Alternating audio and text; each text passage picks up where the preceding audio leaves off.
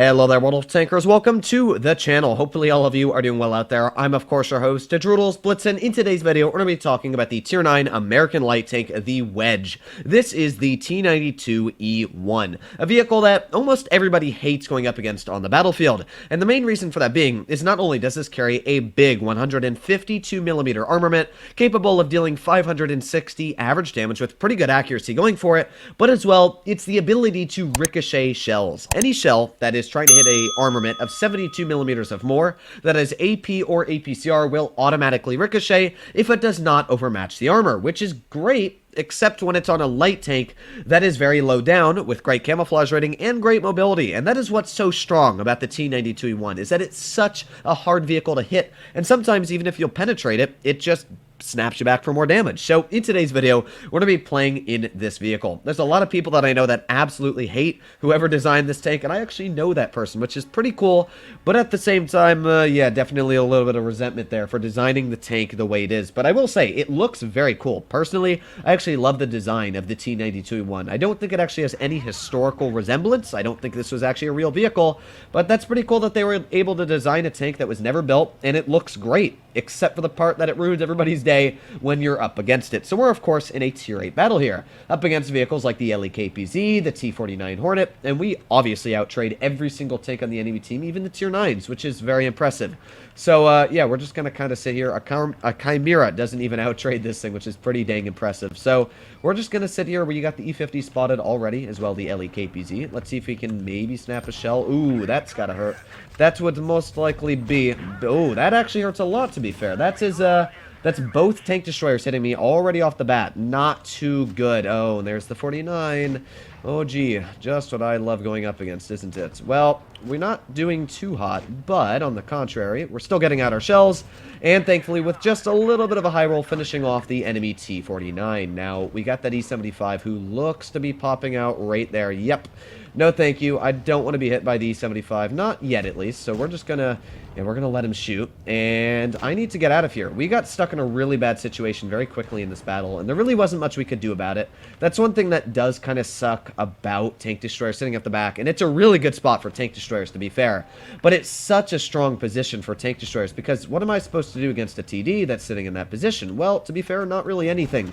But there's a big old shell flying right into the side of that E75 for 560. You can see where that huge alpha really makes this tank so strong, is the ability to get shells out like no problem whatsoever. And we're just going to kind of sit here, aim in on that E75, maybe get a penetrating shell, I believe. No, maybe not. That WC's got such a quick reload, as you can see, actually able to out reload me there on me trying to aim in on him. But we got the T28 defender off to the side, who we hopefully can get a nice pen into. Let's aim in and fire. There he goes, 700 max roll and lighting him on fire, pretty much ruining all of the HP he did have on this tank, taking off 907 with a standard shell. Yeah, this tank's gun is just crazy, isn't it? And that's what makes it so strong, is the ability to get out damage so easily. Not only does this thing have such a high alpha, but it's actually accurate, which is crazy, because normally 150mm guns are not accurate by any means, but this one, it's actually very, very accurate as it is. We got the WZ-120 right off to the side here. Let's aim in, and you know what, we'll just shoot a heat shell. There you go, nice tap for 467. Thank you very much, and we finished this game with over 3,000 damage in the first effects, and it didn't even require much effort, as you can see. We drove around, we fired a couple shells into the enemy, and that was it. With the alpha, it makes it such a strong vehicle. A lot of people say that damage per minute is key, and while that is true, in vehicles like the Object 140 and the T22 Medium, the WZ-121, the Badger, damage per minute can be extremely crucial to get winning battles. However, having alpha is another big advantage. You can see the DPM is awful, 1963 or 53. It's not getting out any damage per minute, but the ability to come up behind somebody, slap them for 560, and just drive away gives you such a big advantage, because even against Tier 10s, you are out-trading pretty much every Tier 10 medium. In fact, you are out-trading every Tier 10 medium that you come up against. You're out-trading every Tier 10 light apart from the Sheridan, and you're even out-trading most of the Tier 10 heavies apart from the E100 and the VK72. Every other vehicle you out-trade with a T92E1, and that just shows you what's so strong about this vehicle. Tank destroyers are the only tanks that really deal the same damage of you, and especially in Tier 8 games, yeah, you're really dominant, as no Tier 8s and Tier 9s really deal the same amount of damage as you do, especially the mediums, the heavies, or the lights. So really the only tanks that deal a lot of damage, and the only one that outtrades me on the enemy team is the WT off Panzer IV.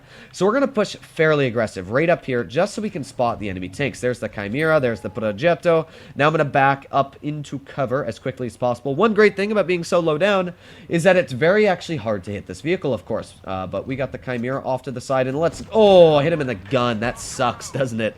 Yeah, every now and then you will get a shell that doesn't necessarily go exactly where you want it to, but we're still doing our job here. My team is pushed very aggressive over here, and judging that the enemy team is not all seeming to go there, this is very good for us so far. We got the Chimera, who just fired, and we also got the Progetto. There you go, one nice snap for 514, and then we just back in the cover again.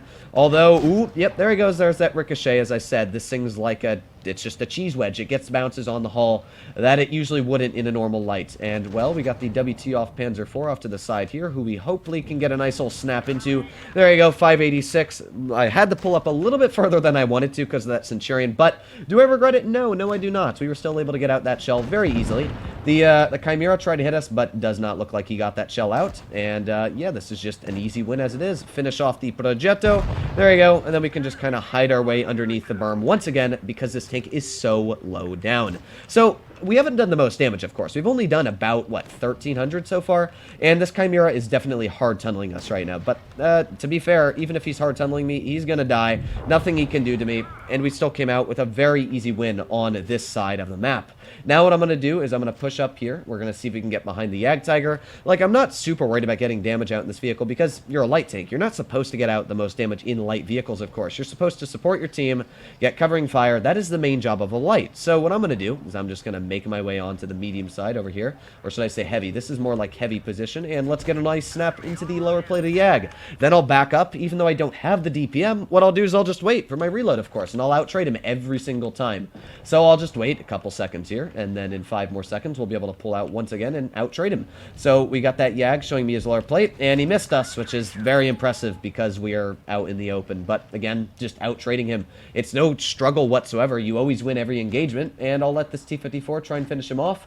I'll just wait while he's doing that. And yeah, the 54 is going to finish off the poor old Jag. There you go. He's taken out. And all that's left is the Emil 2 and the IS-6 Legend. And they're pretty much taken out as well. So yeah, this is easy. As you can see, the T-92-1 makes very hard games look almost easy. There you go. Nice snap into the side of the IS-6 Legend. Using that mobility to get to the side of him. Already over 3,000 damage this battle. Even though we're not getting out the most damage, you can see that it just makes damage look so easy. We're going to ram this guy right up the booty. There you go. Nice ram for 188. And then we're going to shoot an HE right up his butt as it is. There you go. 611 roll. And that was it. That was really just some of the easiest stuff I've ever done. You can see almost about 4,000 damage with the second game there. The T-92-1 is, in my opinion, almost an overpowered vehicle. If you know how to run it correctly, even against tier 10s, it will do such a strong job. It's got great penetration. The gun is very accurate. And a lot of people are held off from going down the Sheridan line because of the damage per minute. I can definitely tell you that this vehicle is 100% worth the grind. Even the stock gun on this tank is fantastic. You'll see it's got great penetration. The premium isn't the best, but it's enough to cut through pretty much any tier 8s and most tier 9s if you know what you're doing. And once you get, of course, to the 152, yeah, it's just such a good tank. So hopefully you enjoyed today's video. If you want to see more like it, please consider smashing that subscribe button down below as it helps out the channel a crazy, crazy amount. But other than that, hopefully all of you are doing well out there. Stay happy, stay healthy, to be seeing you in the next one.